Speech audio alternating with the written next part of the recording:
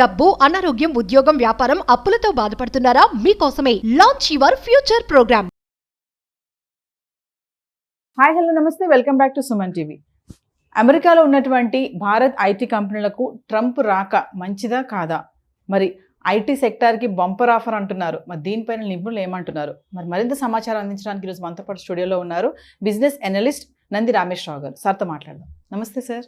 నమస్తే సార్, మరి ట్రంప్ జనవరిలో బాధ్యతలు చేపడుతున్నారు కదా, మరి ఐటీకి ఎలాంటి ఆఫర్స్ ఉంటాయి? మరి బంపర్ ఆఫర్ అని చెప్తున్నారు, మన ఆర్టికల్స్ అయితే చూస్తున్నాం, వీడియోస్ చూస్తున్నాము. మరి ట్రంప్ వచ్చిన తర్వాత అమెరికాలో ఉన్నటువంటి ఐటీ కంపెనీస్కి ఎలా ఉండబోతుంది అంటారు? లాభమా నష్టమా అంటే ఏం చెప్తారు? ట్రంప్ గురించి మాట్లాడాలన్నా ఎలాన్ మస్క్ గురించి మాట్లాడాలి పెద్ద సముద్రం అన్నమాట. ఐటీ అంటే ఇన్కమ్ ట్యాక్స్ అంటావా, ఇన్ఫర్మేషన్ టెక్నాలజీ అంటున్నావు.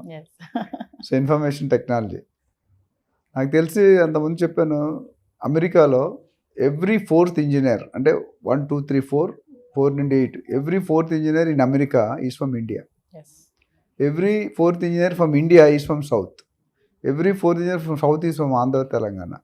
ఒకటి యునైటెడ్. ఇది హిస్టరీ. అంటే మన భారతీయులకి 25% వీలే ఉన్నారు అవుట్ ఆఫ్ హోల్ వరల్డ్. అంటే అక్కడ ఫీలింగ్ ఏంటంటే ట్రంప్ గారిది 45th ప్రెసిడెంట్గా ఒకసారి చేశాడు, తర్వాత 46% జో బైడెన్ వచ్చాడు, ఇప్పుడు 47th ప్రెసిడెంట్గా. ఆయన వచ్చింది ఏంటి, రిపబ్లికన్ పార్టీ నుండి. సో ఆయనకి ఏంటంటే మన అమెరికా వాళ్ళకంటే ఇండియా వాళ్ళు ఎక్కువ సంపాదిస్తున్నారు, ఈవెన్ అదర్ కంట్రీస్ అనే ఒక ఫీలింగ్ అయితే ఉంది. ఆయన ఓట్లు గెలిచింది కూడా. ఇప్పుడు ఎలాన్ మస్క్ క్యాంపెయిన్ చేశాడు ఆయన ట్విట్టర్ ద్వారా, మొత్తం వాల్యుబుల్ టైం స్పెండ్ చేశాడు. దానివల్ల బెనిఫిట్ ఏంటి, ఆయన గవర్నమెంట్లోనే పొజిషన్ వచ్చింది, డిపార్ట్మెంట్ ఆఫ్ గవర్నమెంట్ ఎఫిషియన్సీ అని పెట్టి ఆయన్ని వివేక్ రామస్వామి అడ్వైజర్గా పెట్టారు. అంటే క్యాబినెట్ లెవెల్ ర్యాంక్ అంటే అంత ఈజీ కాదు. అసలు ఏమీ లేకుంటే మామూలుగా పట్టిందల్లా దున్నేస్తాడు. ఏ ఫీల్డ్ పట్టుకుని ఆ ఫీల్డ్ ఆ పక్కనోడు ఖతం అయిపోతాడు. అలాంటి ఇప్పుడు క్యాబినెట్లో పొజిషన్ వచ్చింది, గవర్నమెంటే చేతిలో ఉంటుంది, అది కూడా senior position. Coming back, America వాళ్ళు ట్రంప్ ఏం చేస్తాడంటే ఇమిగ్రేషన్ పార్ట్ ఉంది, అది స్ట్రిక్ట్ చేస్తాడు. ఆయన గెలిచి, నేను చెప్పినట్టు ఎలక్షన్ గెలిచిందే దీని మీద యాక్షన్ తీసుకుంటాను, I will reduce the intake of out foreign country students. ఎందుకంటే మన వాళ్ళ వల్ల వాళ్ళ జాబులు పోతున్నాయి, లేదా మన వాళ్ళు సంపాదించింది వాళ్ళు సంపాదించదు. సో దేర్ స్కేర్సిటీ అయిపోతుంది జాబ్. ఇప్పుడు ఈయన ఏం చేస్తాడంటే రకరకాల వీసాలు ఉన్నాయి మనకు, ఆల్రెడీ చూసిన H1 వీసా, వర్క్ వీసా అవన్నీ. దాని మీద డెఫినెట్గా ఎందుకంటే ఫీలింగ్ ఏంటంటే చాలామంది మన ఇండియాలో తక్కువ ఉన్నారు, మిగతా కంట్రీస్ అండర్ డెవలపింగ్ కంట్రీస్ ఉంటాయి కదా, ఇల్లీగల్గా వచ్చేస్తున్నారు. వచ్చి అక్కడ పని లేకుండా అక్కడ పాతడిపోతున్నారు. జనరల్గా వీసా ఏంటంటే 30 days బిల్లోనో, విజిటింగ్ వీసానో, టూరిస్ట్ వీసానో అవి ఉంటాయి.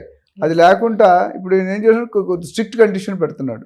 వచ్చేవాళ్ళు ఎలా వస్తున్నారు, చెకింగ్లు ఎక్కువ అవుతాయి, అంటే స్క్రూటినీ. సో దానివల్ల ఏమవుతుందంటే ఇండియన్స్కి కొంతవరకు ఎఫెక్ట్ ఉంటుంది. అయితే పాతగా వెళ్ళి 20 సంవత్సరాలు సెటిల్ అయ్యి వాళ్ళకి ఏమి ఉంటుంది, ఎందుకంటే ఆల్రెడీ ఇప్పుడు మనం లాస్ట్ టైం మాట్లాడుకున్నాం, కొత్తగా ఇప్పుడు ఎవరైనా వెళ్ళి పిల్లలకి అక్కడ పుడితే వాళ్ళకి సిటిజన్షిప్ ఇవ్వని అంటున్నారు కొత్తగా. అంతకుముందు అలా కదా, అక్కడ పిల్లలకి మా ఫ్రెండ్స్ 25 years బ్యాక్ వెళ్ళిపోయారు, వాళ్ళ పిల్లలకి కూడా గ్రీన్ కార్డ్ వచ్చింది, సిటిజన్షిప్. బట్ ఇప్పుడు కొత్తది ట్రంప్ వస్తే January 20కి ప్రెసిడెంట్గా వస్తాడు. ఆల్రెడీ గెలిచినప్పుడు దగ్గర నుండి గోల్డ్ మార్కెట్ ఎఫెక్ట్ అయింది, షేర్ మార్కెట్, ఏ మార్కెట్ కూడా అన్ని మార్కెట్లు వదలడు, ఈయన అన్నింటిలో పెడతాడు. సో ఇక్కడ ప్లస్ ఇప్పుడు ఎలాన్ మస్క్ ట్విట్టర్ అడ్వర్టైజ్మెంట్ ఇంకా టోటల్ డామినేషన్ ఉంటుంది. సో ఓవరాల్ నేను ఏం చెప్తుంటే ఐటీ పాత వాళ్ళు వెళ్ళబోయే వాళ్ళకి చాలా ఇబ్బంది ఉంది. ఇప్పుడు అక్కడ ఉన్న వాళ్ళు కూడా కొంతమంది వెనక్కి రావచ్చు, ఆయన స్ట్రిక్ట్ చేసే కండిషన్స్, వెనక్కి వచ్చే అవకాశాలు చాలా పుష్కలంగా కనిపిస్తుంది. సో మనం కేర్ఫుల్గా ఉండాలి. ఎందుకంటే చాలామంది రకరకాల ఇల్లీగల్ మెథడ్స్ వెళ్ళిపోతున్నారు, ఏదో విధంగా ఎంటర్ అయిపోతున్నారు. ఎంటర్ అయ్యి అక్కడ జాబ్ లేకుంటే, చదువు లేకుండా ఉండకూడదు మీరు అక్కడ, అది ఇంపార్టెంట్. అయితే ఇంకోటి H1B వర్క్ వీసా అంటున్నాం కదా, వాళ్ళకి ఏమైనా కష్టం ఉంటుందంటారా ట్రంప్ రాక? అంటే కష్టం అంటే కరెక్ట్గా ఉన్నవాడికి ఏముంటుందండి.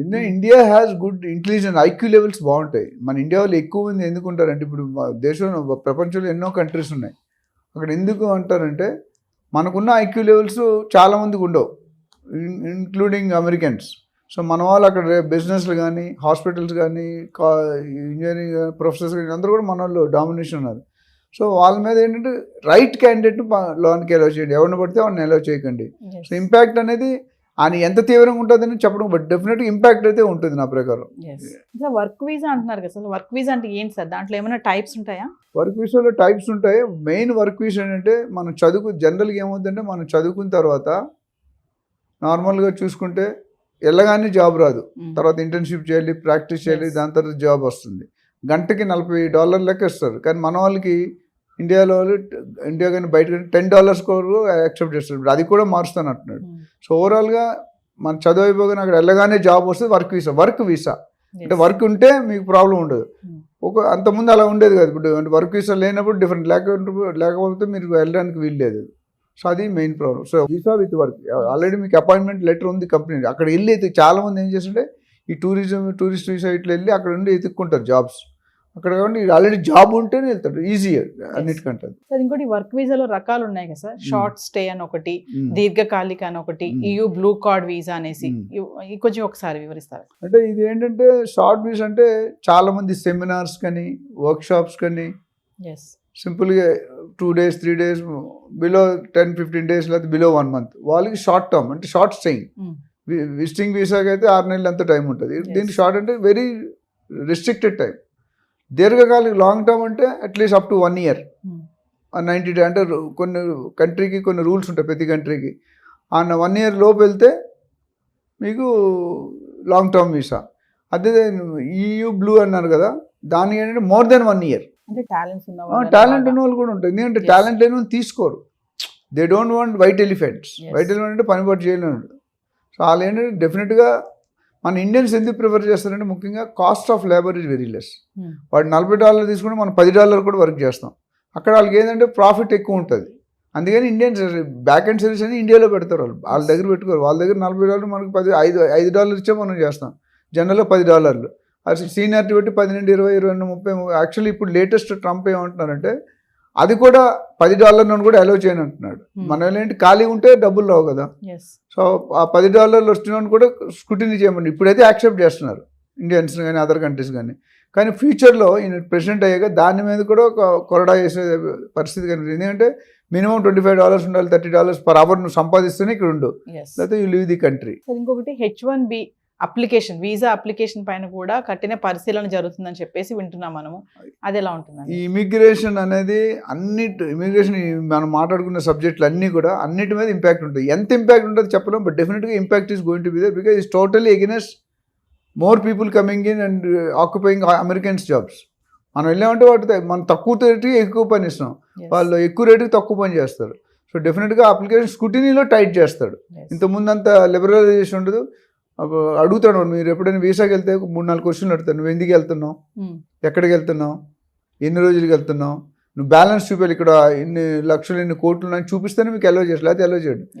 నేను ఒకసారి ఢిల్లీలో ఉన్నాడు కంపెనీ, జర్మనీకి వెళ్దామని వీసా పెట్టాం. మా బాస్ అప్పుడు 100 సార్లు వెళ్ళొచ్చాడు జర్మనీ. నేను ఫస్ట్ టైం. ఇద్దరికి వేసాడు, ఆయనకి రాలేదు, నాకు వచ్చింది. అంటే వాడు ఎక్కడ డౌట్ ఉన్నా మీరు చెప్పే ఆన్సర్ విధానం బట్టి పట్టేస్తాడు చెక్కింగ్లో.